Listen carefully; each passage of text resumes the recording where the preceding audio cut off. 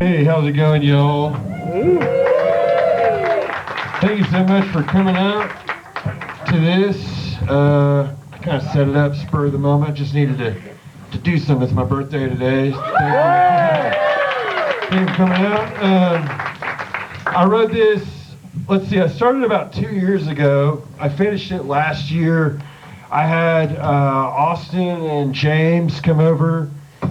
We all read it, and those are the only people that had seen it until recently. But I don't know. I just kind of shelved it for a while, and I don't want it to be on the shelf anymore, I guess. I do want to make this someday. Some of the people that I wrote parts for are actually, like this man here's going to play Artemides. Izzy somewhere in there is Mortalis. And this man actually will be reading a role I wrote for him, Sheriff Boyd Chambers. So up here, let's see, down the line I got Nick Sanford over here. He's going to be reading the villain, the key villain. Well, there's kind of 3 villains, but this one of maybe the sickest villain of them all. And some other characters. Everyone's reading a couple characters. I have my friend James Cooper, my good friend James Cooper here. He's going to be doing all the stage direction and stuff, or whatever you call it when it's a screenplay and not a play. It's blocking, something like that. Then we have Kirsten Thurkelson here. She's going to be reading. I have these characters. I have like 10-year-old boys as major characters of my thing, and I kind of thought it'd be fun to use women as these roles and do like the shittiest forced perspective of all time. So that's kind of what I would like to do if we ever actually make this movie. But Kristen will be playing a variety of roles. And we have Mr. Luther Manhole right here from Chat Pile. I don't know how I got him, just pulled some strings. You're reading other roles too. Oh, he's reading the role that I wrote for Will here, the key mage knight, Artemides.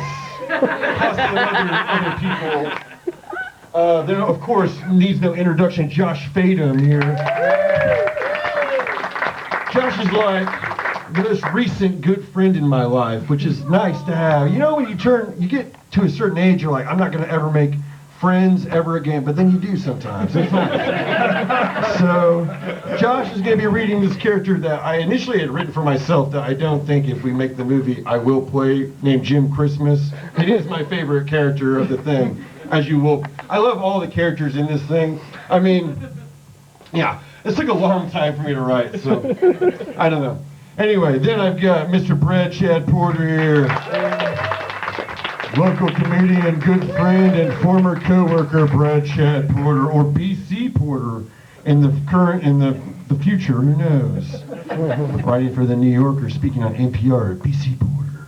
Hey, BC Porter here. He's going to be doing Sheriff Boyd Chambers, which I literally wrote for him, with him in mind, so if we make this, he will definitely be in that role. I was inspired a lot by a movie that Nick Sanford made called Elusive. You all should check that movie out. It's on Tubi, I'm assuming. It's a great mock doc about searching for Bigfoot, starring this man. It's great. It's wonderful. I have a hat. It's cool. Quiet. Go check it out. And then I have Taylor Self over here. My good friend Taylor. Taylor, I needed an extra, I just needed more diversity in the cast. I was like racking my brain. I was like, who's going to do this? I was like, fuck, Taylor would be great. Would she do it? She's like, I actually acted a lot in high school and college. I was like, holy shit. So I gave her a lot of heavy lifting, honestly, to be honest with you. You're going to do great. You're going to do great. Like 10 years. I'm so honored to have you here. Thank you. And then, of course, the GOAT, my mom. Carrie Heyer. She's here. I think it's so funny. There's a character named Terry, and I did name it after my mom. She's not playing Terry. Another one of those little boys. I wrote, there's a character that she will read, Miss O'Shaughnessy. She will play that character if we ever make this movie. So, anyway, without further ado, Crankmaster in Paradise, Port of Call, Tornado Alley.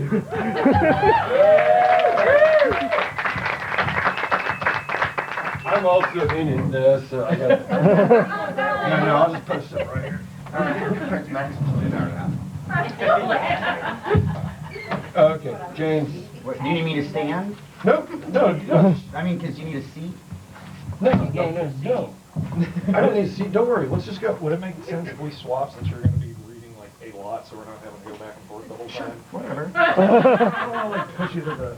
But That way we can all share this mic. Well, I mean, yeah. that's like the bulk of the heavy. This is all normal and comfortable, and you guys are comfortable during this too. We're just figuring it out. Nothing to be uncomfortable about. We're all professional actors. All of us are professional actors. Yeah, in here, so. professional, We're all professional. getting paid for this today. So. Yeah. We're all casual, but we're also going to give it our all, but we're also going to act like we don't care. That's right. Acting. Randy, feel free if I mispronounce a word, because we have not discussed this. We haven't discussed this at all. So So it is yeah. Artemat. Say it again. Artematus. Artematus. My broken brain. Artematus. Okay. Exterior, the planet Siberion. Jim Christmas is being pursued by his Lord Highness Prince Maximum and his mage knights, Mortalis. Sorry, I'm gonna mess it up. Artematus, Deathstalker, and Borg. Through a rocky, otherworldly terrain, Jim Christmas is dressed like a medieval traveling minstrel with a painted blue face and strange sunglasses, whereas the Mage Knights and Prince Maxim are essentially Masters of the Universe characters. Jim Christmas is tired and wounded, but smiling, with more than a hint of desperation on him. The Mage Knights are not at all harmed or fazed and are pursuing him with great purpose. You'll never catch me. I'm innocent. I want him alive! The wicked sprite! I'll skin him myself! Yes, master.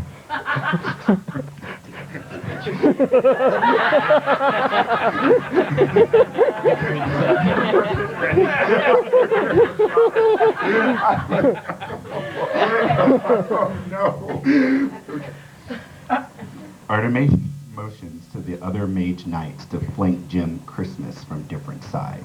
Bring him in quietly. Artematus and Mortalis go around one way while Deathstalker goes off on his own, as does Borg. The prince waits alone. We see some shots of the Mage Knights turning corners and stuff. Finally, Borg turns the wrong corner and is surprised by Jim Christmas, who completely splits him open Sanjuro style with his sword. His swordplay style is clumsy and seemingly reluctant, but extremely deadly and essentially unstoppable. I'm sorry. I've done nothing wrong.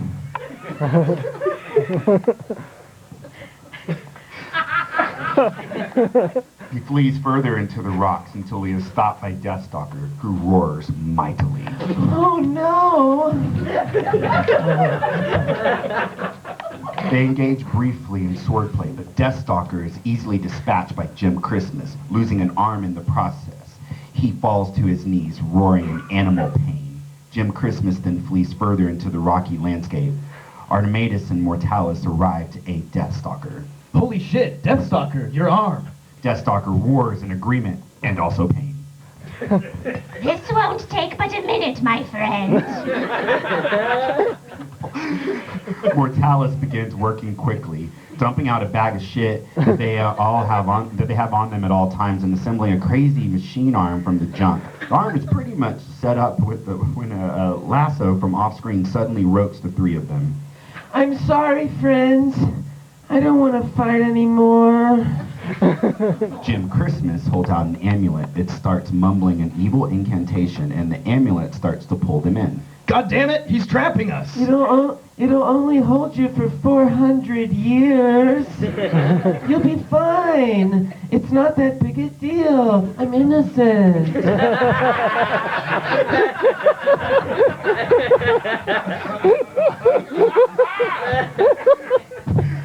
The Mage Knights are pulled inside of the amulet and are trapped. Jim Christmas tosses the amulet into the rocks. Farewell, my friends.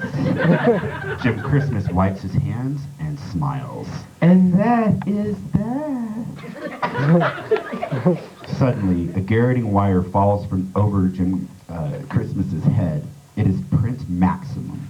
Jim Christmas is able to get his hand between his neck and the wire just in time, and they struggle. Die, you fiend! Why are you doing this? I've done nothing wrong. They struggle some more until Jim Christmas breaks free, much to the prince's whining dismay. Do not play down your antics. You've manipulated my sick brother. You've brought shame into my family. For this, you must die. But I haven't done anything.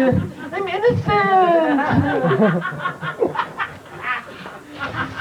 They engage in swordplay, and Jim Christmas knocks the prince to his knees. I'm innocent. The prince screams before Jim Christmas decapitates him.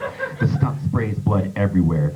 Jim Christmas then hears more soldiers in the distance. Shit. In a panic, Jim Christmas scrambles behind some rocks. He is scrambling to get arcane devices out of his pockets. He reveals a ritualistic pan. He cuts himself crudely and smears his blood on it while mumbling another evil incantation, creating a portal. Maybe next time. Jim Christmas disappears through the portal he created, which evaporates. We then see the amulet that holds the mage knights on the ground. Roar! Title, Crankmaster in Paradise, Port of Call, Tornado Alley. Credits roll over the following action. Exterior, Denton, day. Jim Christmas emerges from the trunk of a car mysteriously and walks into the woods with a knowing and sly smile. Jim Christmas is barefoot, now wearing an ill-fated suit and black sunglasses, with hair slicked back and a face crudely painted a light shade of blue. He walks into the woods. Exterior, woods, day. Jim Christmas walks through the woods, which are all full of shadowy figures peering through the brush and trees until he finds a hallowed log. He then proceeds to pull out a few Club Gent-style mags from his jacket and places them inside the log before running away giggling. Two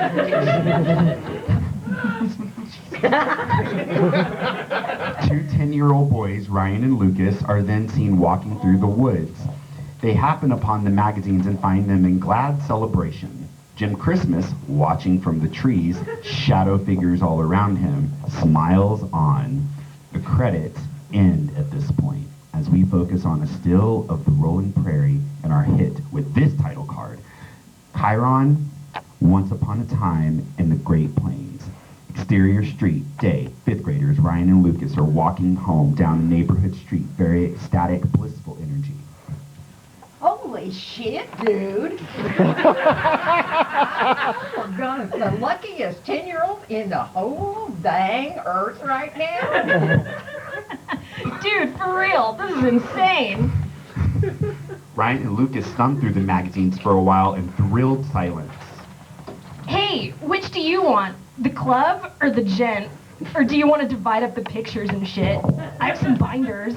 Now, we gotta treat these babies like they're sacred texts they are. There's something special about them. Magic. Gent. Lucas passes over the gent to Ryan. Solid. Lucas parts down the other way. See you tomorrow, dude. Exterior, Ryan Street.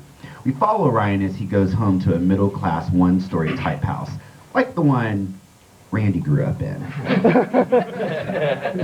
Interior, Ryan's house, dining room, evening. Ryan is eating dinner with Ryan's mom, Ryan's dad, older sister Sarah. They are a very calm and conservative middle-class Texas household. Well, son, what'd you do at school today? Nothing. Terrific. How about you, honey? Did you pass your test? What test? Oh. I thought there was a test today. Must be confusing it with Ryan's math test tomorrow. That's right, hon. No TV until you study tonight. Ah, come on. Don't come on me. You need to ace this if you want to keep your A minus. Don't make me ground you, son. Besides, your grandma's watching her sermons right now. Interior, Ryan's house, TV room, evening. Ryan's grandma is watching a taped megachurch sermon with rapt attention. The minister, Jake Goodpasture, is wearing a tasteless but expensive ensemble, sweater, jeans, shoes, jewelry, and looks extremely manicured. He walks around the stage preaching. We don't realize how much God is in control. Every aspect of our life, down to the smallest detail, has already been planned out. God lined up the right people to come across your path. He arranged the right breaks to be in your future. He already has solutions to every problem that you will ever face. God is in complete control, orchestrating it all. Exterior, Ryan Street, night. We see a man walking down Ryan Street. He stops under a shadow and emerges back into the light wearing a scary mask of some kind as he heads toward the backyard of Ryan's house. The sermon continues over this action. The scripture says, the Lord of hosts has purposed. Who will annul it? This is saying God has a purpose for your life. He's already planned out your days. Then it asks the question, who will annul it? God is saying, who can stop my plan? Who is more powerful than me? Interior, Ryan's house, Ryan's room, night. Ryan is studying for his math test, but also secretly looking at a comic book. Ryan's dad comes to the door. All right, lights out, Chief. Good night, Dad. Night, son. Ryan's dad walks away, and Ryan gets into bed. Slyly, he grabs the magazine he found in the woods and pulls it under the covers. He turns off his lamp, but then a flashlight goes on under the covers. Interior, kitchen, night. Ryan's dad is sitting alone at his computer in the kitchen, listening to Rush Limbaugh and drinking a Jack and Coke.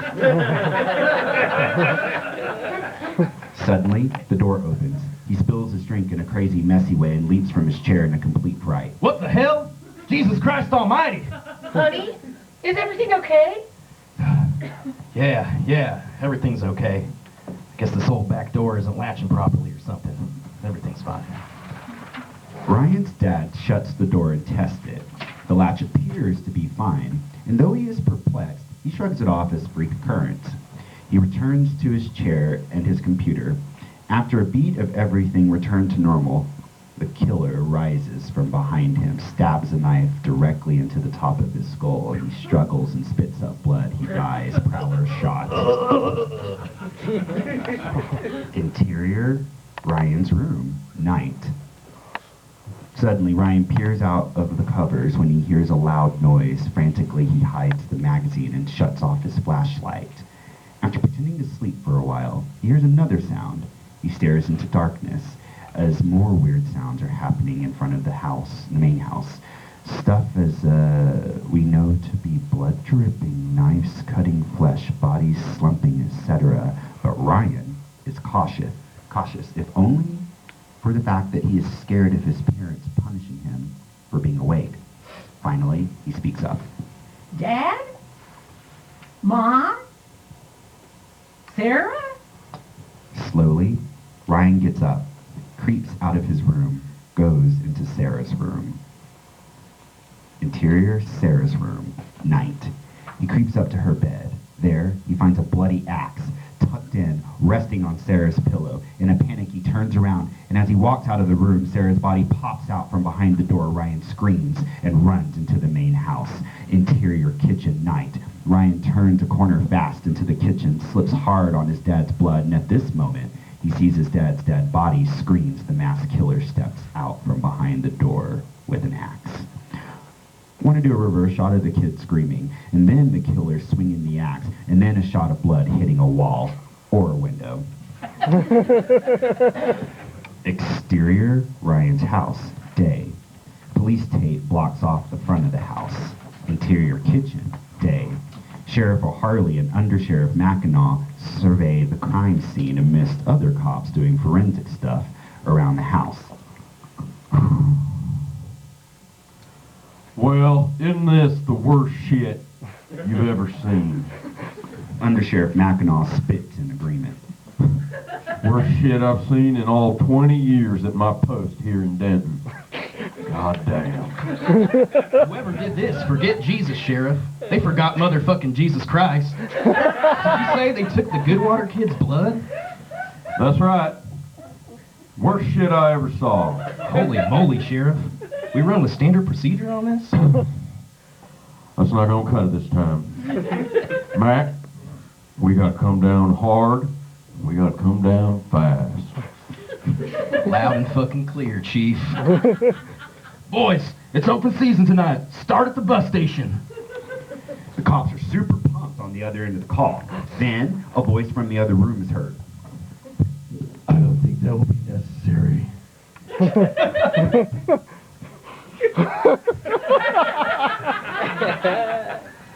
Colonel Belgrade steps into the room, holding up SOCOM credentials. Colonel Belgrade is played by Randy's dog Goose. Aaron Tackett voices him. Colonel Belgrade, SOCOM. God damn! Belgrade! Sheriff O'Harley jabs Under Sheriff Mackinaw's sides so he'll straighten up. Have some respect, son. Don't you know who this is? Mac, call off your boys at once. Under Sheriff Mackinac, scared and hurried, grabs his walkie. Boys, call off! There's an audible disappointment on the other end. Hi, sir. It is an honor to be in the presence of a true American hero. A hero to some, maybe, but I'm a soldier. Oh my god. Yeah. You read this morning? Exterior, the Twin Towers.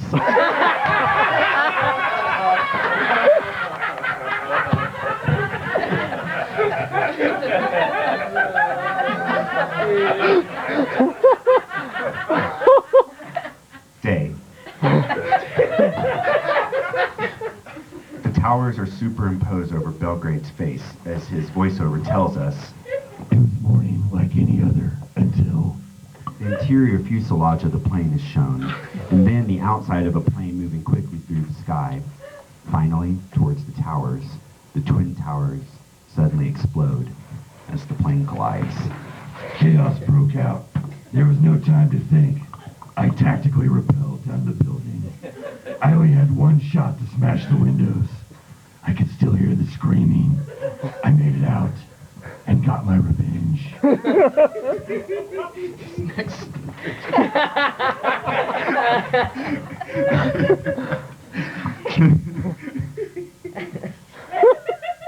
Exterior, Abbottabad, Pakistan. Night vision footage of Osama bin Laden being killed is shown. Colonel Belgrade's face is then shown with a waving American flag superimposed over his image, and the national anthem swells on the soundtrack. Interior kitchen, day. Sheriff O'Harley is looking at Colonel Belgrade with reverence, and Under Sheriff Mackinac, shocked clearly and honored to be in his presence. Colonel Belgrade, please accept my apologies. We had no idea how high this went up. You see, we are but humble redneck police. And anyway, I had thought you retired, sir. Not a problem, Sheriff. I did in fact retire after my 60th birthday, but lately I've been having dreams, visions. I was brought back through no force of my own, but something other. As the Colonel's saying these lines, evil, scary stuff is flashing on the screen intermittently. Under Sheriff Mackinac and Sheriff O'Harley are fucking mesmerized. What we're dealing here with is not ordinary murder. I've called in my most elite agents to survey the premises. Holy Mother of God. Belgrade lowers his sunglasses, looks Sheriff O'Harley right in his eyes. Precisely. Interior, men in black car, or back car? Yeah, black. It is black. Sorry, Men in Black. Yeah. Good, just making sure. Men in black car, day. Two super weird looking MIBs, Agent Engelbeck and Agent Darius, in black suits and black sunglasses, in a nondescript black car driving up Interstate 35. Their backseat is full of dank pornos. Backed up murder weapons and shit. They pull into the crime scene. Exterior Ryan's house, day. They walk into the house and set up and implement a device that literally slows time, rendering everyone in the room, save the two MIBs and Belgrade, nearly frozen. The MIBs start searching the house. Agent Darius eventually finds the porno mags in the kid's room and nods to the agent Engelbeck, who has found a ring on the table and implies the jar has been filled with blood. Confirmed. It's Mr. X. Interior, car, trunk, day. Jim Christmas is rattling around in the trunk of a moving car. He is holding a mason jar full of blood and has blood all over his lips. Exterior, Jake Goodpaster's car, day. Jake Goodpaster, 35, the megachurch pastor from TV, is driving said car through a nice neighborhood. Yep, hon, it's all been going great. Yep, I truly can't wait to head back up. That's right, yep. Headed back now, should be there in about 3 hours, but I have some stuff to take care of at the office, so I won't be home until about 6.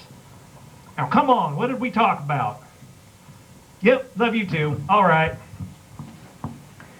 Jake Goodpaster is all smiles until he hangs up the phone, at which point his whole demeanor changes, becomes very apparent he is the mass killer.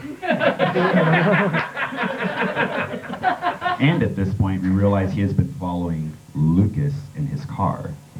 Exterior, neighborhood street, day. Lucas turns, looks at him, and not realizing the threat, smiles at Jake Goodpaster. Jake Goodpaster smiles back. The shot freezes, and blood drips over the image of Jake Goodpaster's evil, smiling face. Exterior, OKC, day. Chiron, OKC. Very stupid music plays as we are treated to some glory shots of OKC.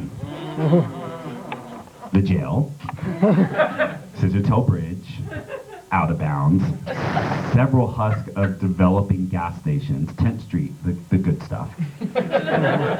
Finally, we settle on a creek where Sheriff Boyd Chambers is kicked up, drinking a beer in plain clothes and fishing. It's morning, a beautiful day in central Oklahoma. God damn, it's a beautiful day. God damn. A car pulls up, and Deputy Chimble comes racing down the path.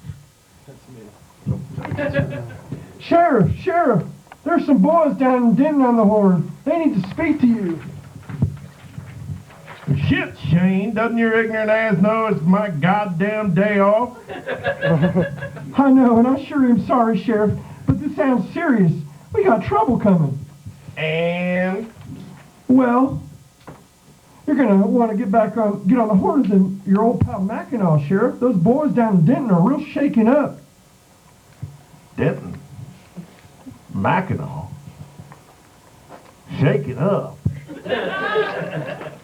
Sheriff Boyd Chambers sighs, and in a very labored manner begins to begrudgingly rise, straightening himself up, brushing the chips off his pants, etc.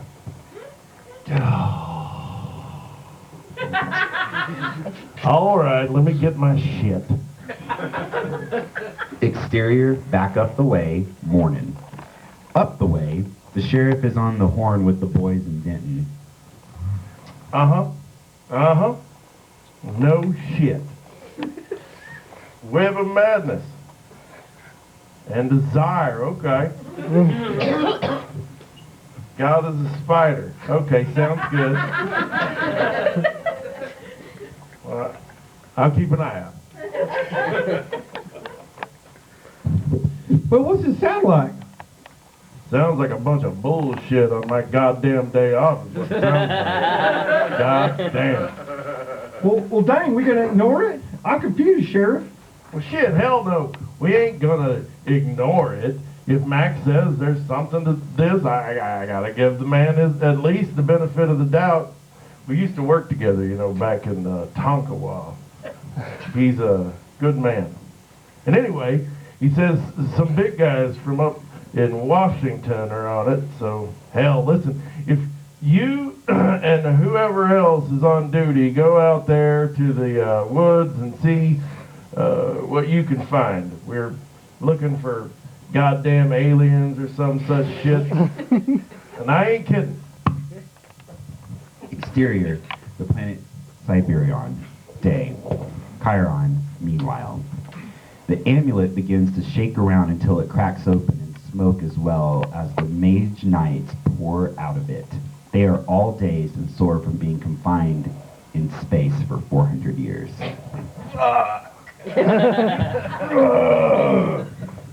How long?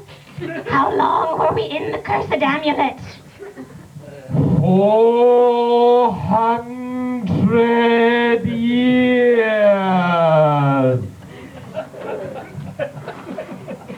The Mage Knights are all startled at Windemus's presence and are clearly afraid of him. He is a wizard of the highest order, a figure of great prestige, wearing the finest wizard cloak you ever saw in your life, and a huge pointed hat, the whole bit, but also his lower half is a spider body. He sits upon a web throne. 400 years!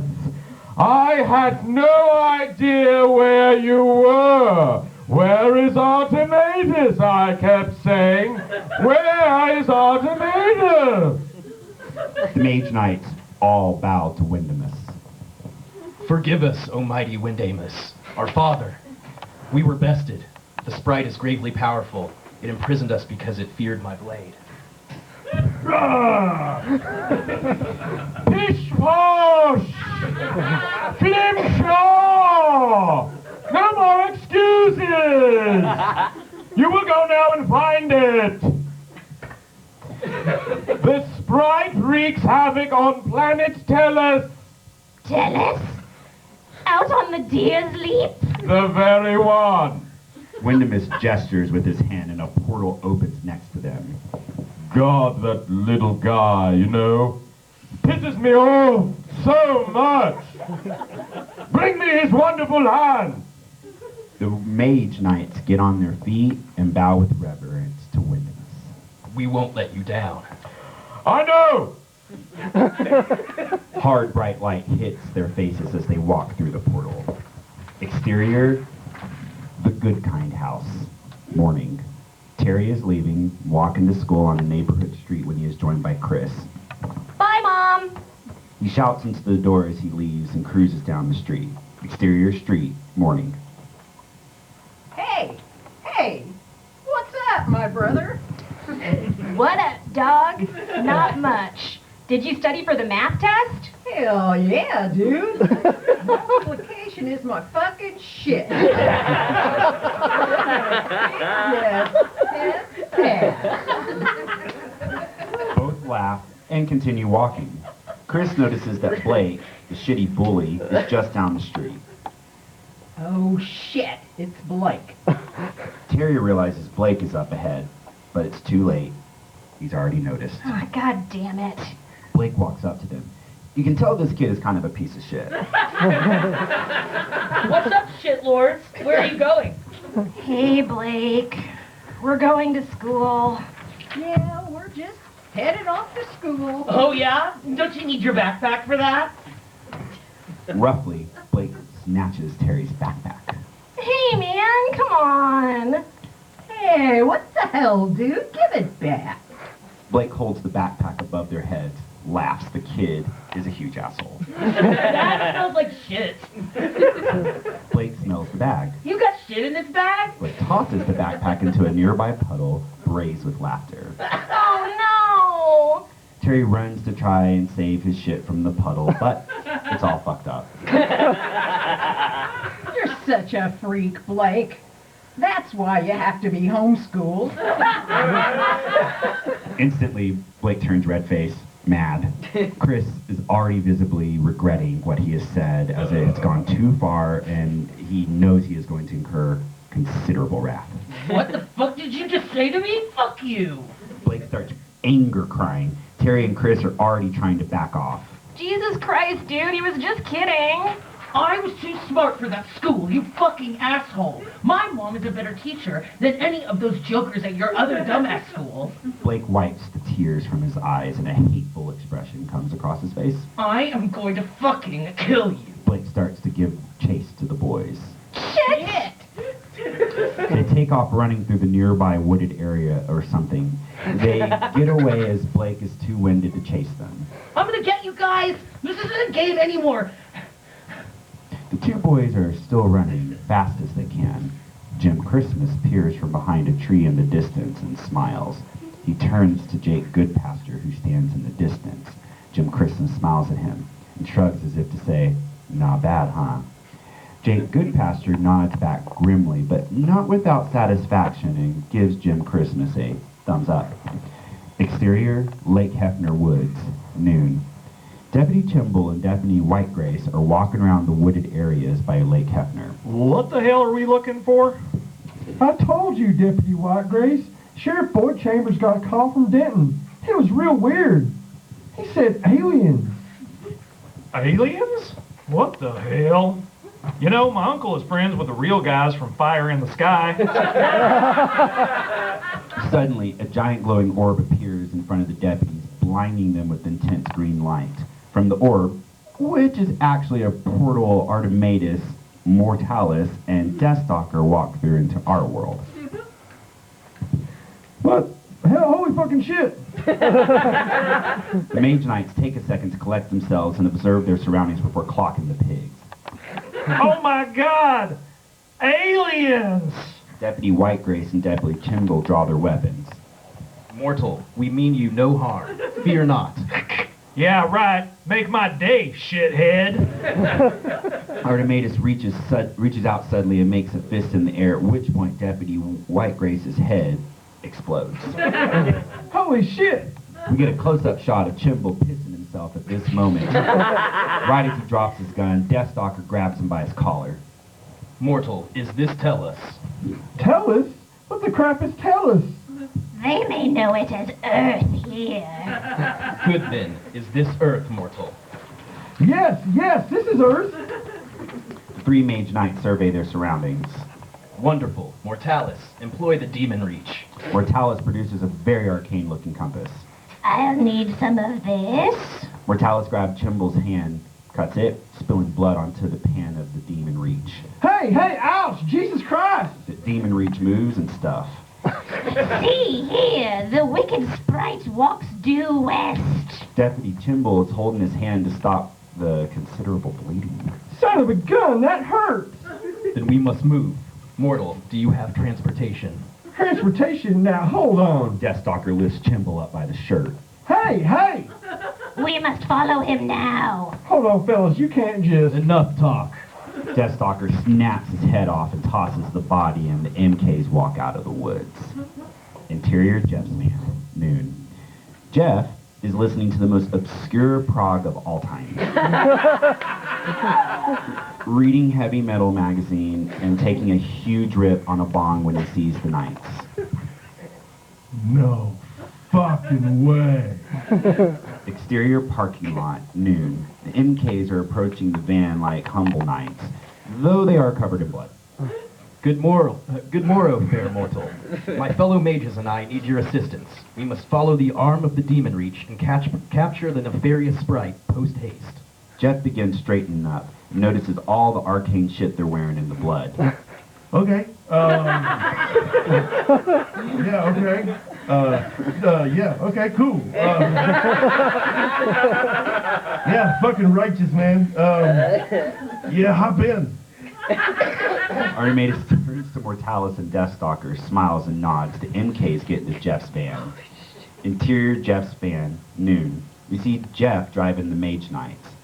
Exterior, the road, noon. The van heads out of the woods as Gryphon-esque music blares out. Griffin? It's not spelled like. The mystical, I'm sorry, I'm wrong. Music blares out. The camera then pans over to the MIBs who have been watching in the car. The MIB car, interior, noon. Darius, what the hell am I looking at here? Looks like a promotion to me. Agent Engelbeck speaks into her watch. Sir, we have a dimensional breach in Oklahoma City. Oklahoma. Mr. X involved. Copy. Colonel Belgrade's voice comes through the watch device Agent Engelbeck is wearing. Excellent. Continue surveillance. Copy that. Agent Darius is excited and takes a huge bite of his burrito. Fade to black. Chiron, the widening gyre? Gira. Gira the widening Gira. Interior, grocery store. Afternoon.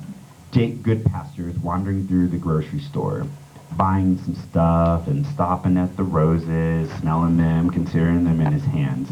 We enter a flashback scene. Flashback scene. Interior, Goodpasture home. Morning. Jake Goodpasture is packing his stuff. His wife is drinking wine and pacing around. I just don't understand why you have to leave again. I told you, Sarah, it's business. They need me to travel around a lot more right now. Yeah, like to Wichita. You never did tell me what happened up there. Wichita? I don't even know what you're talking about. You know exactly what I'm talking about. You came home acting so strange, and I found blood on your shirt, and you've been acting strange ever since then. What happened at that conference? Close up on Jake Goodpasture, darkly remembering what happened in Wichita. A chyron appears over his face. Chyron, the conference in Wichita. Interior conference hall, morning. People in golf shirts and slacks are seated at tables while a guy with an overhead projector or slideshow of some kind talks about the faith business in some way. Interior conference room, noon. Jake Goodpasture is standing in line with a bunch of other guys that look like him. They're shoveling catered food onto plates. Interior, hotel lobby, afternoon. Jake Goodpasture is standing around talking with a bunch of other golf shirt pastor bros. You come to text Goodpasture? We got time for at least 9 before Scotch and sirloin. Yeah, I might meet up with you guys later. I gotta catch a quick power nap before we eat. Interior, Jake Goodpasture's car, afternoon. Jake Goodpasture is in his car watching kids play on a public playground. Clearly, he is deriving lots of pleasure from what he is seeing. But then he notices Jim Christmas in the distance, hiding in plain sight. Jim Christmas waves at him. Jake Goodpasture, in a panic, drops his binoculars, speeds away. Interior, Jake Goodpasture's hotel bathroom, night. Jake Goodpasture is wearing his underwear, staring at himself in the mirror with his toothbrush hanging out of the side of his mouth. Come see me. Jake Goodpasture walks over to the window, looks down, where he sees Jim Christmas creeping through a bush, beckoning to him. Come see me. Exterior, hotel parking lot, night. Jake Goodpasture has a robe on. He walks up to Jim Christmas. Who are you? Don't worry, I'm a friend. I saw you, and right away, I knew we could be friends. I know what you want. What the fuck are you talking about?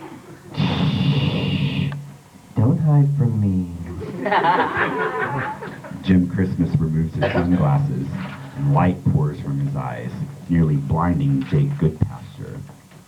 I can help you find the right ones, the best ones, and you'll never be caught. I just need their gore. They don't have to die. I'm innocent. That's your business. Let me help you.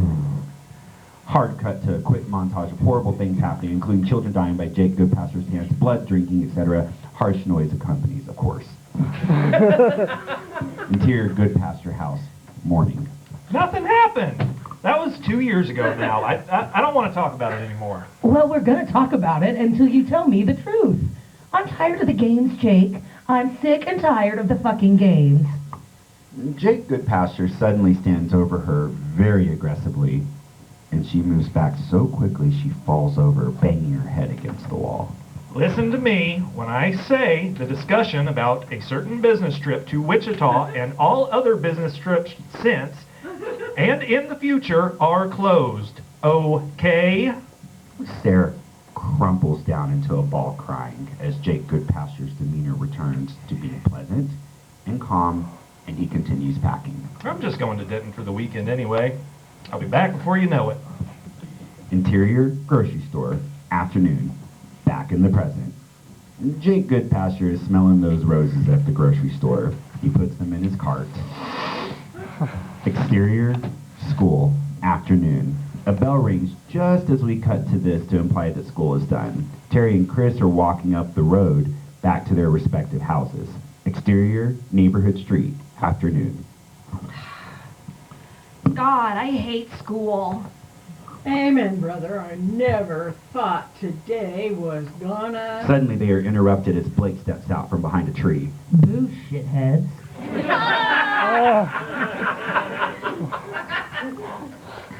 The boys are chased by Blake, the shitty bully. They end up in the woods, and as before, the woods are full of shadowy figures peering from behind trees. We never get a clear look at them. We cut to Jim Christmas, crouched, waiting patiently with a knowing smile on his face and a porno mag in his hand. He stuffs it into a log. We see the boys again. Chris is ahead, but Terry falls down and Blake catches him. You're fucking dead now. Blake holds up a stick or rock and prepares to strike before he sees something. What the fuck? Then we see that Terry has fallen right by the porno mag, and the mags are clearly visible. Blake drops the rock, mesmerized. Playboys? Whoa, really? Terry rolls over and looks at the mags in the tree. Those aren't Playboys. Terry pulls the magazines from the stump and examines them. I haven't seen these before. Blake roughly snatches the magazines away from Terry. You haven't seen shit. I've seen so many pornos. Hey, man, let's share. There's 3 there anyway. Fuck that, you owe me this. You know your mom would kill you if she found those at your place. Actually, Blake appears to be considering this notion. Fuck. Okay, here's the deal. You keep them at your house, but I'm gonna come see them whenever I want, starting tonight. What? I don't want to keep your jack mags on hold for you at my house. My mom wouldn't like these either. Blake grabs Terry by the collar and gets real in his face. Do it or die, asshole. Defiantly, Terry spits in Blake's face. Go fuck your mother. Blake wipes the spit from his face in utter shock and disgust, which quickly turns into white-hot rage as he produces a Blue Lives Matter Punisher logo retractable hunting knife from his pocket, opens the blade. You die now. Blake stabs at Terry's chest and Chris screams. Suddenly, a familiar blue hand grabs the blade and stops the stabbing. Then, we discover that Jim Christmas himself has intervened on the situation. Boys, stop this at once! The boys all exclaim in fright. Blake drops the knife into Jim Christmas's hands, and they all back away. Don't be afraid, boys. Don't be afraid. I'm your friend. I'm Jim Christmas. I left you the magazine. You left these? What the hell? This is weird. It's actually not weird.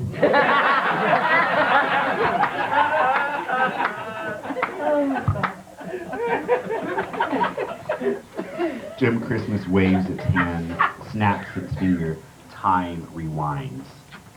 When it gets to before the stabbing part, Jim Christmas removes the knife, replaces it with the cold hot dog, places Chris in the middle of the two of them, with Blake grabbing Terry by the collar. Do it or die, asshole. Quickly, Chris spreads the two apart.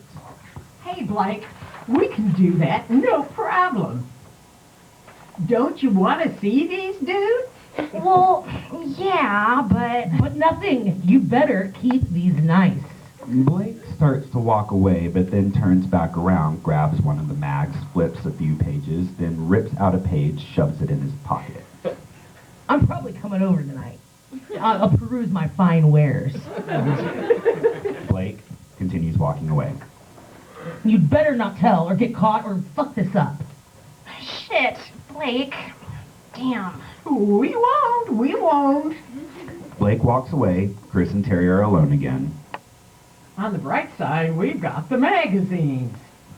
Terry examines the magazines. Yeah, but these are maybe too dank for my 10-year-old eyes. And Blake is going to be coming by your house. You still spending the night? Well, yeah, I am. I want to take a look at those bad boys, too. Jim Christmas is watching from the trees, surrounded by mysterious shadow people, pleased. Exterior, Denton, afternoon, Chiron. Meanwhile, back in Denton, exterior, unmarked police car, afternoon.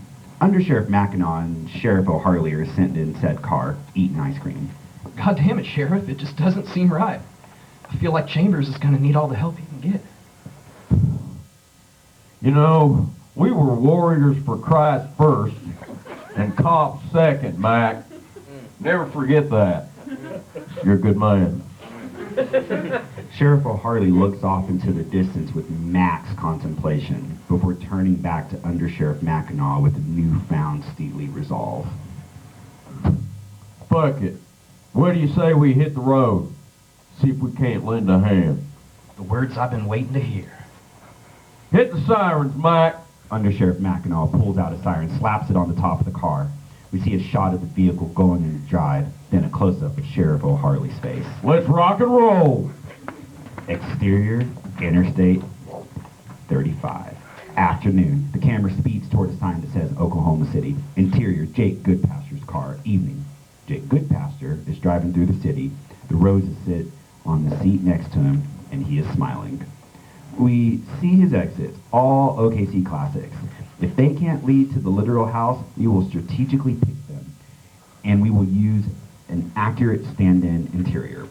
I don't know why I left that in there. It's a note to yourself. It's a note, yeah. I just wanted to remind everyone I'm able to read. Okay. Thanks for having me. Exterior, Jake Goodpasture's house. Evening. Jake Goodpasture drives up to a McMansion-type house in the deep north side OKC, Oklahoma.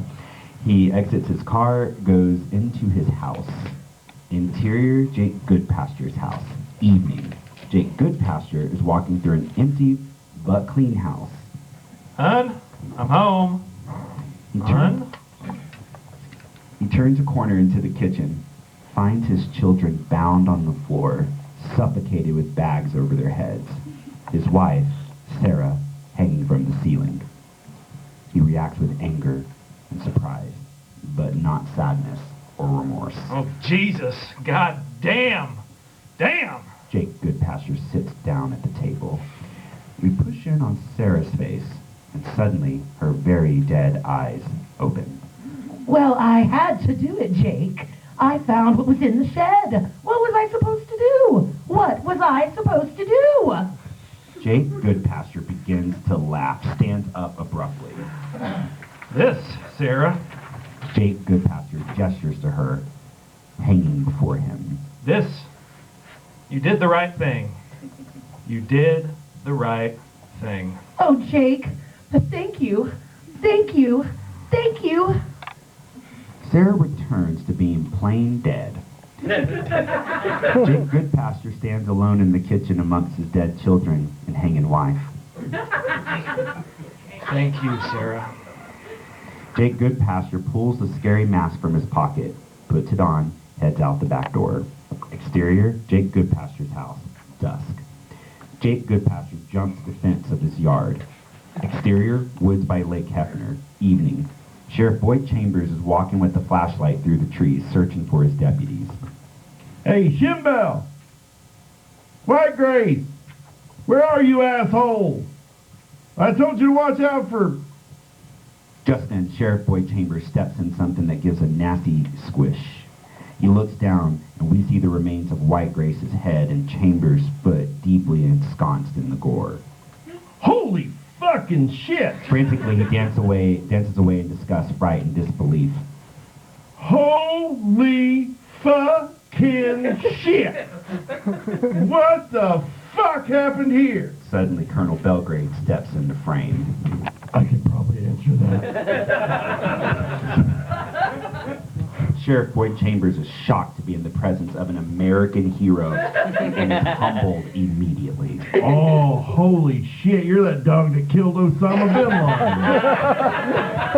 Laden. A brief flash of that scene again finds itself superimposed over Belgrade's face, and a harsh noise accompanies it. In a different life. Boy, we got big trouble here. I just stepped into my deputy's fucking cranium back there. Colonel Belgrade inspects the corpses of the deputies. Just as I suspected. Tell me, Sheriff, have you seen The Hidden?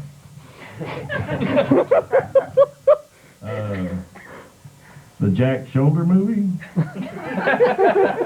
From like 1987? Hell yeah. Great. Then you won't have to make too huge of a leap when I tell you that we are caught in the middle of an intergalactic bounty hunt. That's why me and a couple good old boys from Washington are here to contain this shit show. Can I count on your help, Sheriff? Sheriff Boyd Chambers looks off with steely resolve, utterly confused as hell. Well, hell yeah. What are we gonna do? We need to find the most wooded area in the city. I thought it would be here, but I've come up with nothing. Say no more. Stench cones are our best bet. Take me there now. We'll need to split up to cover as much area as possible. There's still time. Interior, the Good Kind house, evening. TV PO shot of Chris and Terry playing video games with seemingly rapt attention. Terry's mother and father walk into the foreground behind them. Okay, boys, we'll be back by 10. I left 20 for the pizza, Miss O'Shaughnessy knows we're gone, and you're to call her if anything goes wrong, okay? Yes, Mom. You boys be good now. The Good Kinds leave out the front door. After a beat, the boys stop playing video games and listen at the car leave. They then drop the controllers. Ooh, where are those sweet, sweet mags? Terry motions behind, smiles. Out back. They get up and go out the back door. Exterior, the Good Kind backyard. They're in the shed. Blake jumps out from behind the corner or somewhere. Boo! Blake laughs at Terry and Chris for being startled. Oh, gosh. You guys are fucking chicken shit.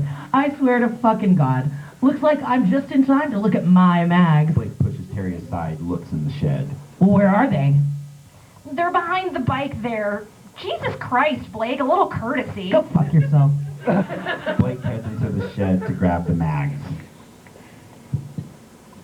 Oh, hey, man. There's like 5 mags here. Let's all share, okay? Yeah, you take the cummy one. Blake tosses an exceptionally stiff mag at Chris. You can have this one for 5 minutes, but I want it back ASAP. Blake hands another, less tarnished mag to Terry. Let's take these inside. What do you say? You got any food? There's pizza coming. Terry elbows Chris in the stomach for blowing up their spot entirely. Perfect. Looks like I'll be here all night. Terry and Chris look at each other as if to say, fuck. Interior, Jackson's car, evening. Jackson, the pizza delivery person, is smoking a huge joint and blasting some kind of heavy rock and just jamming out as they head toward the Good Kind house. Interior, Good Kind house, evening. The boys are perusing the mags when a knock is heard at the door, and Chris and Blake instinctively start hiding them under cushions or wherever. Relax, guys. It's just the pizza guy. Terry begins to get up, but Blake pushes him down and goes for the door. I get first dibs. Blake opens the door, but it's not the pizza guy.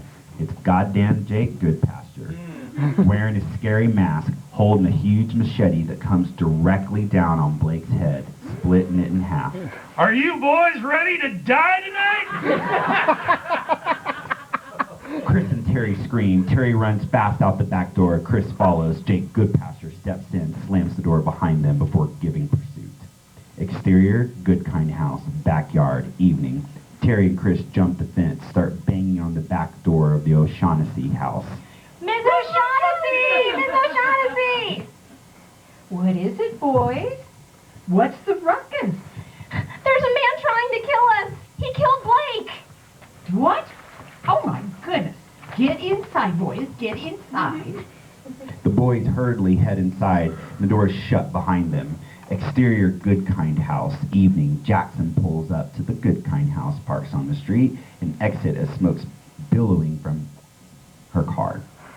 She jaunts up to the house with the pies and knocks on the door. She waits, then knocks again. She looks around and finally gives up. She takes the pizza, gets back into her car. Interior O'Shaughnessy house, evening. Boys, you make sure all the doors are locked. I'll call the police.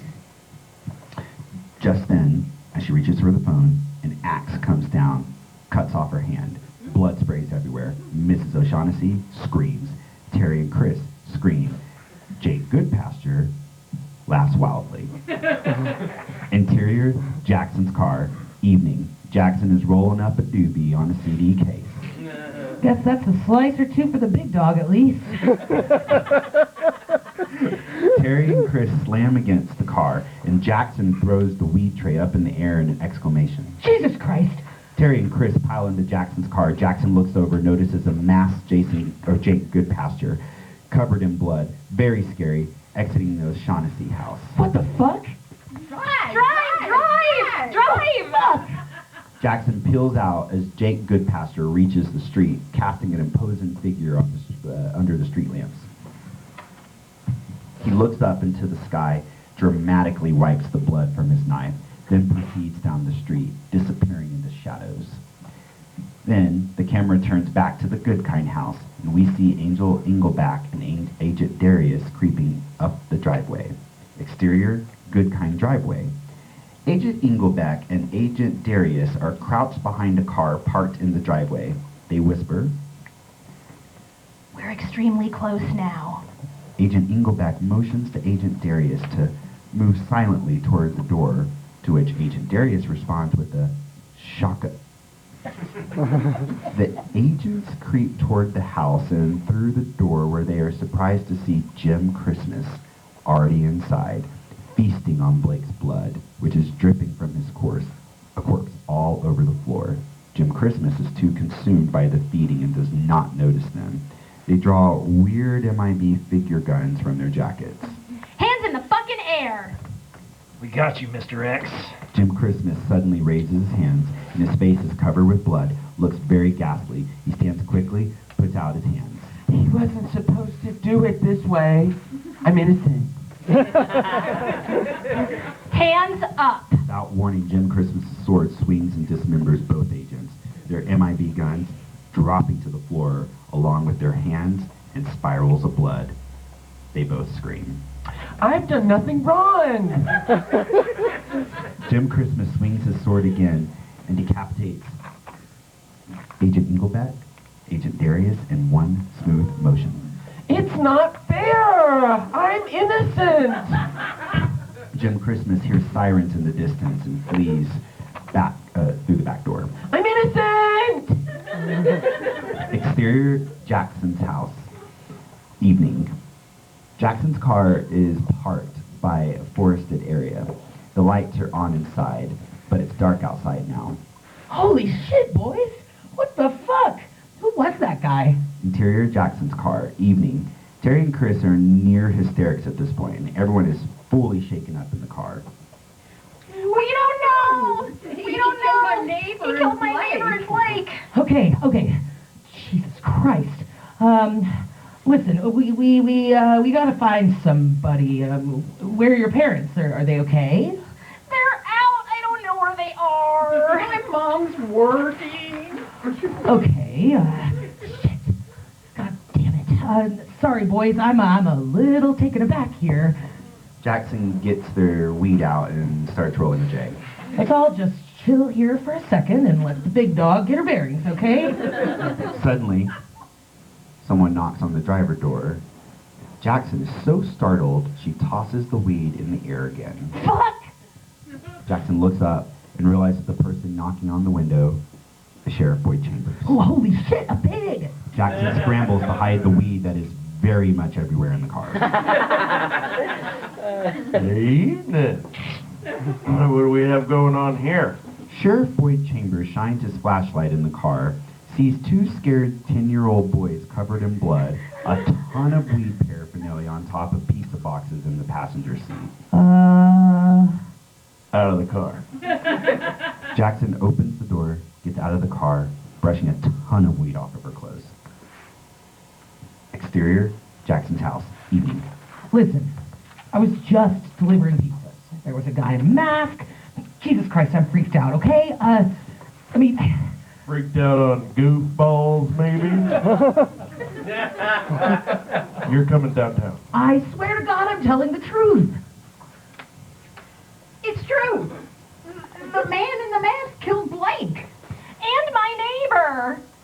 Yeah, for real. It was a big guy in a mask. He could be heading this way. We're wasting our time. Hey, hold on here. I'm in charge, and I'll waste as much goddamn time as I want. Exterior, neighborhood street, night. Jake Goodpasture.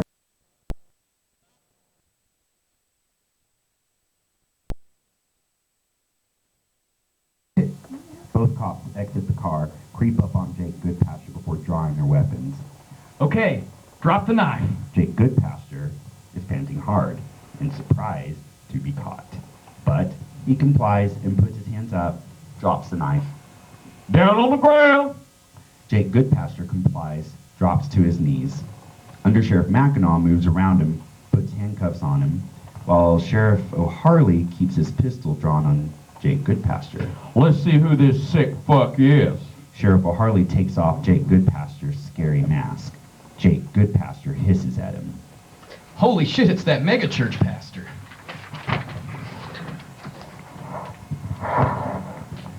You think you can stop me, you fucking pigs? You think you can stop me? Sheriff O'Harley violently pistol whips Jake Goodpasture once across the top of the head and knocks him out cold. Throw this piece of shit in the car, Mac. We ain't waiting for the meat wagon. Loud and clear. Undersheriff Mackinac hauls off Jake Goodpasture's limp body to the car as Sheriff O'Harley looks off into the distance. Never in all my years. Interior, unmarked police car, night. So what's the plan? Where are we taking him, Chambers? No, I figured we handle this Texas style.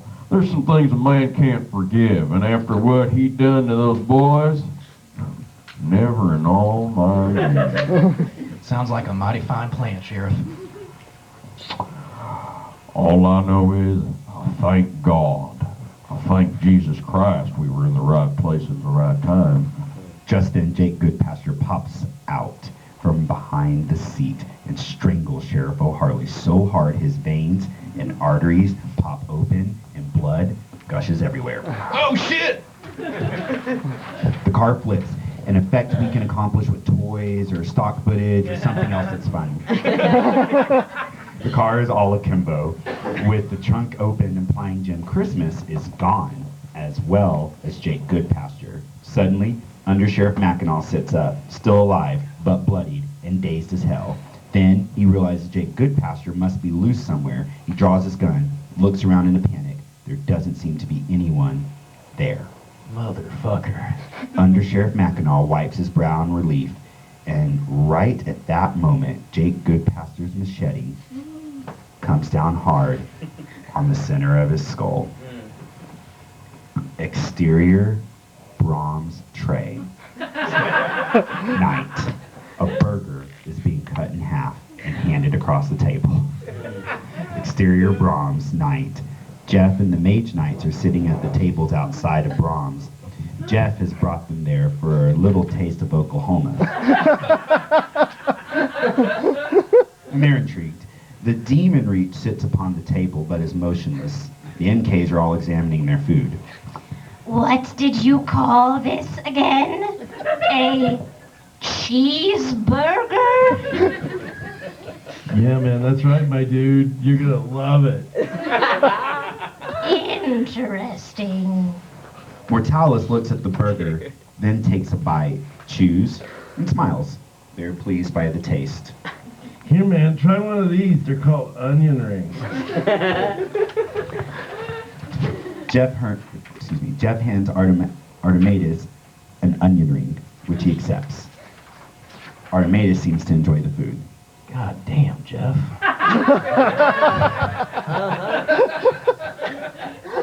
In all my travels. He eats more. Deathstalker sips from a chocolate malt. Jeff is pleased as hell, but then he notices the demon reach is moving again. Oh, shit, fellas, I hate to say this, but, Jeff motions to the demon reach, and the mage knights take notice and sort of come back to themselves, but seem disappointed to have to leave the food. Hey, man, don't worry, guys. I'll bag this shit up. We'll take it with us. It's all good.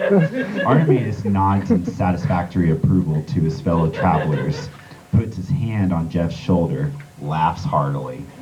Then it shall be so. Artemis stands up and raises his sword, pointing in the direction of the demon reach. Onward! Exterior, Jackson's car. Night. Jackson is now handcuffed against her car. Sheriff Boyd Chambers is going through her vehicle and tossing a bunch of shit around willy-nilly like an asshole. Hey man, be careful with those CDs. Will you shut the fuck up, Cheech? That's Tom to you. Exterior, woods. Night. Colonel Belgrade watches Sheriff Boyd Chambers with binoculars from the trees. Idiot. Then, Colonel Belgrade notices Jim Christmas emerging from the trees. Well, well, well. What do we have here? Exterior, Jackson's car. Night. Jim Christmas approaches the car. Jackson clocks him, and Jim Christmas gives them a chivious shh, as if to creep up as he creeps up on him. Jackson's eyes are wide with confusion and fear. Hey, platinum jive by Big Chief. I might keep this one.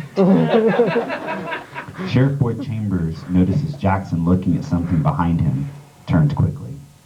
He sees the ghastly Jim Christmas creeping up. He gets out of the car quickly and draws his gun. Now, what in the fuck are you supposed to be? I'm nobody. I'm a friend. Friend my ass.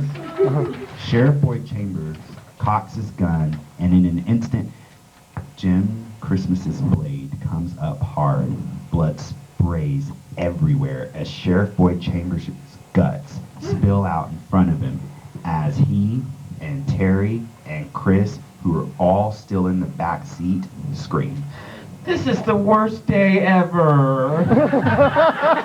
I've done nothing wrong. As this occurs, Jackson takes off running hard into the woods. I'm sorry, boys. Sheriff Boyd Chambers falls dead to the ground. Jim Christmas wipes blood and viscera off of his face before he turns his attention to the boys in the car. He smiles. We see shadow figures in the trees behind him.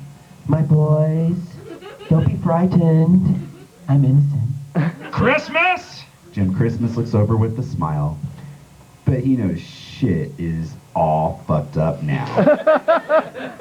Jake Goodpasture stands at the end of the trees, either in silhouette or wildly backlit, holding a machete. Jake, you're just in time. I have them here for you. I need them prepared. You said I couldn't be caught. You said you'd protect me. Sarah knew, Jim. Sarah knew. Now it's all fucked. I'm sorry, Jake. I really am. I'm sure I can fix it. I'm innocent. Interior, Jeff's van. Night. The demon reach is pointing, then suddenly starts spinning. The reach! It spins wildly now. Jeff, halt your steed. Exterior, Jeff's van. Night. Jeff's van screeches to a halt, and the mage knights jump out with great purpose and begin striding forward with no delay. Whoa, hold on, guys. I gotta get my shoes on. Jeff digs around, tosses some flip-flops out of the car, and jumps down and puts them on before running to catch up with the mage knights. Exterior, Jackson's car. Night. I'm not going to prepare those boys for you, Jim. They're mine. I'm going to do it my way this time. Why are you acting so selfish, Jake? You know I need their gore to live. Please help me, Jake. I can make it better. I'm sure of it. There's no going back now, Jim. Exterior, hill. Night. The mage knights and Jeff reach a hill and spot the dreaded Jim Christmas and the whole scene that's unfolding below. There! Exterior, Jackson's house, night. Jim Christmas realizes that the Mage Knights have found him. Jake Goodpasture is visibly confused about who they are. Holy shit, it's those guys. Immediately, Jim Christmas takes off into the trees. What the fuck? The Mage Knights follow Jim Christmas in hot pursuit through the trees. Jake Goodpasture stands there in disbelief. Yeah, shit, that was easy. Jake Goodpasture smiles and turns to Chris and Terry, who are still in Jackson's car. Well, boys, let's get down to it. Jake Goodpasture removes his shirt as the boys scream in the car. Interior, Jackson's car, night. Holy shit, we gotta run! Open the fucking door! Terry and Chris get out on the opposite side and run away into the woods, which are positively crawling with shadow figures at this point. Exterior, Jackson's car, night. You can run, but you can't hide, boys! You can run, but you can't hide! Jake Goodpasture removes his pants and puts his mask on before giving chase into the woods. Exterior, foot of Overholser Dam. Night. Jim Christmas runs across the sandbars at the foot of the Overholser Dam, and the Mage Knights chase him. Artemis produces a crossbow and shoots at Jim Christmas, solidly hitting him in the back. Jim Christmas both laughs and howls in pain as he hobbles up the path toward the top of the dam. By order of our eternal Windamus, I command you to stop, fiend. Windamus, don't know him, sorry, I'm innocent. Artemis shoots him with another arrow, but he catches this one and whips it back really fast at Deathstalker's face, but it's stopped by a frisbee golf disc that suddenly flies in front of him. Jim Christmas's eyes go wide at this miss, but he continues running up the hill, and the Mage Knights are stunned when they look over and they see Jeff giving them a thumbs up. Nice work, Jeff. Another arrow, this one from Jim Christmas's side, suddenly strikes Jeff in the shoulder and knocks him down. Jeff! The Mage Knights rush to Jeff's side, who is now on the ground writhing in pain. Jim Christmas wincingly smiles as he holds his now open wound, which bleeds profusely from his side, before he continues up the hill towards the top of the Overholser Dam. The Mage Knights readily help Jeff. Don't worry, Jeff. I'm a doctor. Deathstalker holds Jeff's hand as Mortalis carefully pulls the arrow out of Jeff's shoulder. Jeff hollers in pain. Breathe easy, my friend. Armatus waves his hand in front of Jeff's face, and suddenly, Jeff becomes very serene, before exhaling a massive rip of some truly excellent herb placed into his lungs by Artemis' benevolent magic.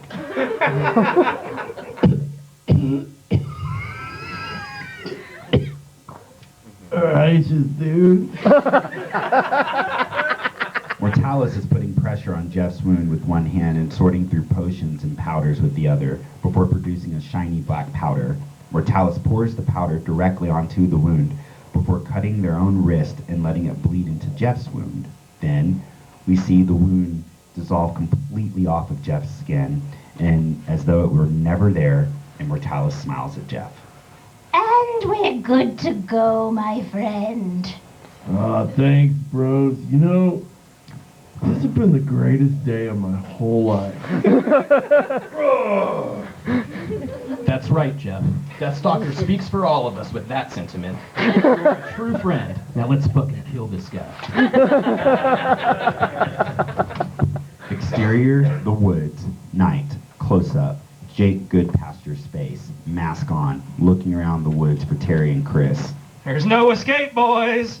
No one can escape me. No one. Jake Goodpasture slashes at branches with his machete and he walks further into the woods. Elsewhere, Terry and Chris are positively hauling ass through the brush. I think we lost him. Terry, severely severely winded, grabs Chris's arm to slow him down. Let's slow down for a second, dude. I gotta catch my breath. What are you doing? We have to keep moving. They hear falling branches crunch under heavy foot mere yards from them where they are standing. It's Jake Goodpasture approaching them. Shit! We have to hide. Terry and Chris find some brush where they can crouch down, and they get into it, and they get as small as they can and become very still. All goes quiet until the brush is suddenly removed by Jake Goodpasture. Gotcha! Terry and Chris scream. Exterior, Overholser Dam, night. Jim Christmas is on the ground, smiling, but in great pain, hiding on top of the Overholser Dam. Frantically, he is tending to his wounds, but he is also preparing the same magic portal from the beginning of the movie. He hears a distant clanking, perhaps the Mage Knight's armor, and begins to work faster. Jim Christmas hears the noise again and looks around the corner. He sees the Mage Knight walking up, all badass, and drops some of his crucial portal building materials through a grate and down to the bottom of the dam. Oh no. It's over now, wicked sprite. By order of Windamus, we have come for your hands. From the perspective of the Mage Knights, Jim Christmas cannot be seen still, and there is a brief pause here. Artemis, I've been telling you for centuries. Jim Christmas steps out of hiding and draws his sword very dramatically. I'm fucking innocent!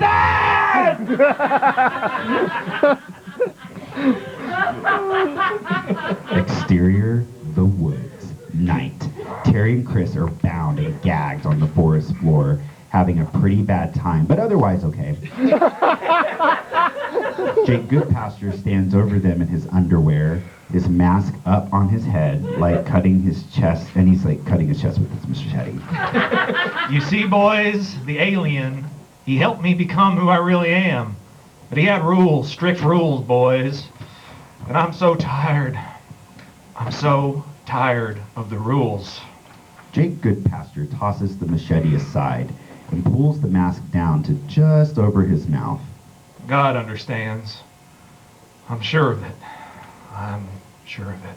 Jake Goodpasture pulls the mask down all the way and begins to approach the terrified Terry and Chris when, suddenly, Jackson appears, still handcuffed, checking Jake Goodpasture hard and absolutely hurling him into the side of a tree.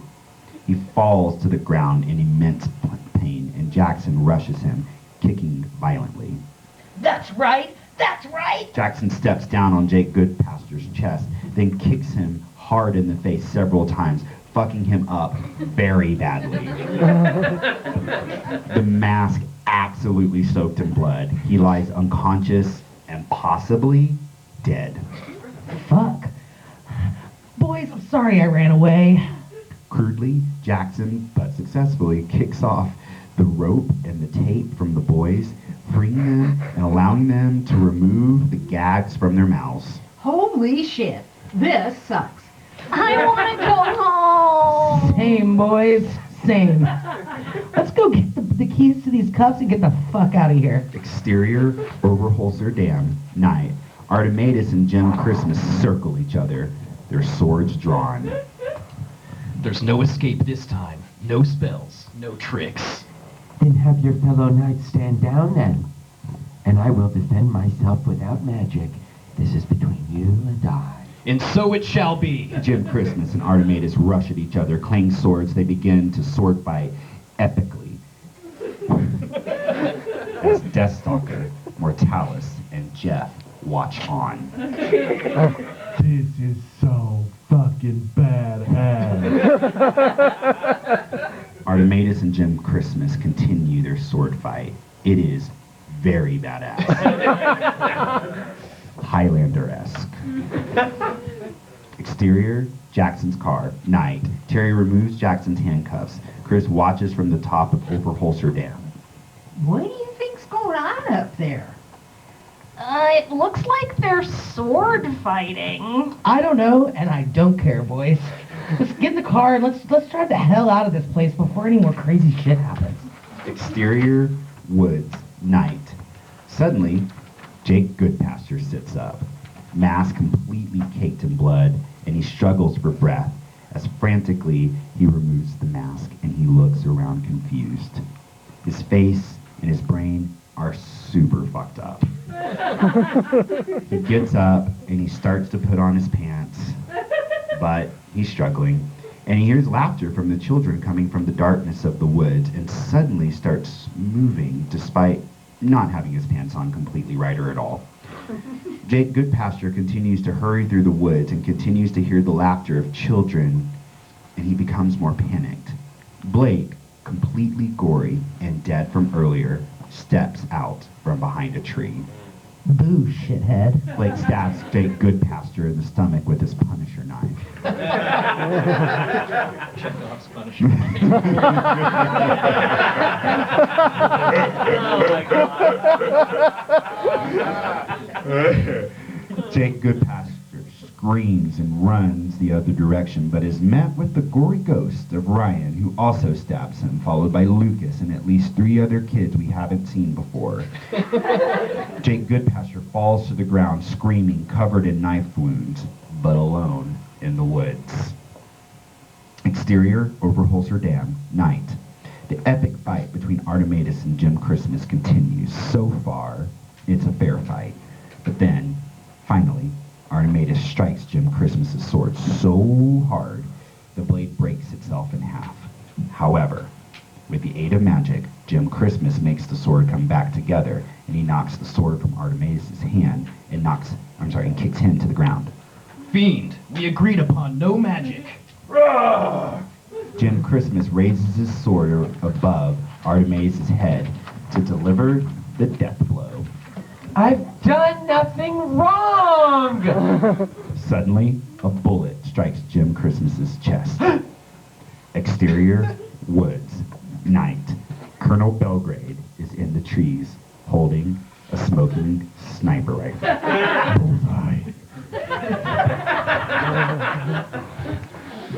Exterior, Overholser Dam, night. Jim Christmas looks down in shock at the fresh bullet hole, drops his sword, falls to his knees.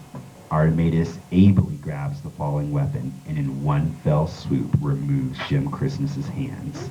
Jim Christmas falls to his knees and screams, No! My beautiful hands! And so ends your wicked reign. But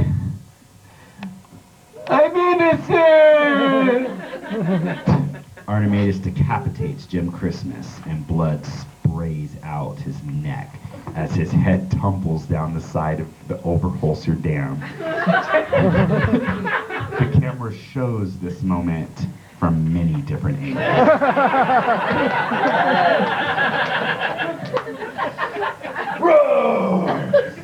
Couldn't have said it better myself. Here, here. Right on. Wait. Who shot that bullet? Artematus looks across to the trees, and we see a shot of Colonel Belgrade's face, staring back at him. A friend.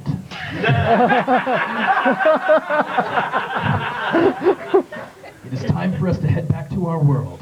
Jeff, come with us. We could use a cool dude like you on our team. Alright, well, do you have weed on your planet? Deathstalker takes a massive rip off of a bong, passes it to Mortalis. We definitely will now.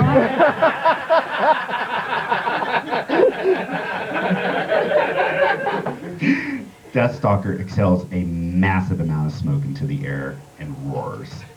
Rock on!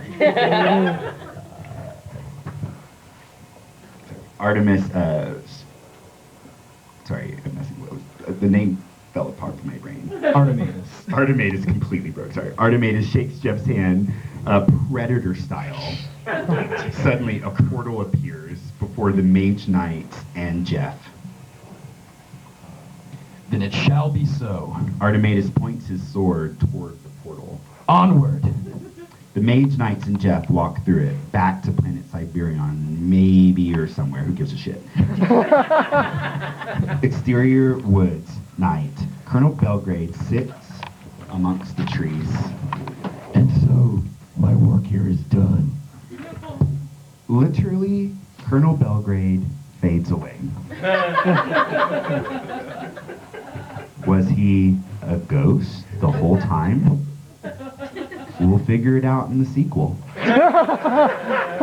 Then the camera moves down the path, down the hill, down to the water, and onto a sandbar where the very familiar head of Jim Christmas lies, stone dead, until the camera is right on his face, and it comes alive, smiles, and winks into a freeze frame and the following chyron.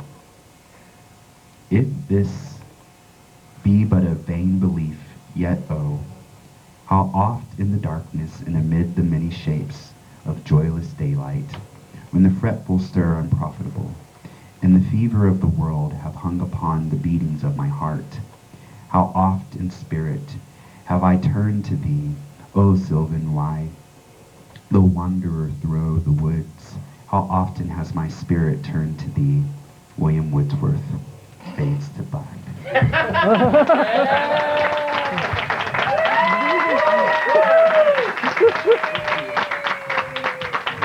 Round of applause for the cast up here. Especially James reading like a whole long thing. Excellent. Well, thank you all. I appreciate you coming out. I don't really know what to say now. But Hopefully that's a movie someday. yeah, I'd like to make that into a movie. I'd love, my idea is kind of, I want to shoot it like early John Waters movies, you know, where there's just a camera, a sound person, and that's the entirety of the crew, you know. I think we could do it. I want to do it really cheaply, and, you know.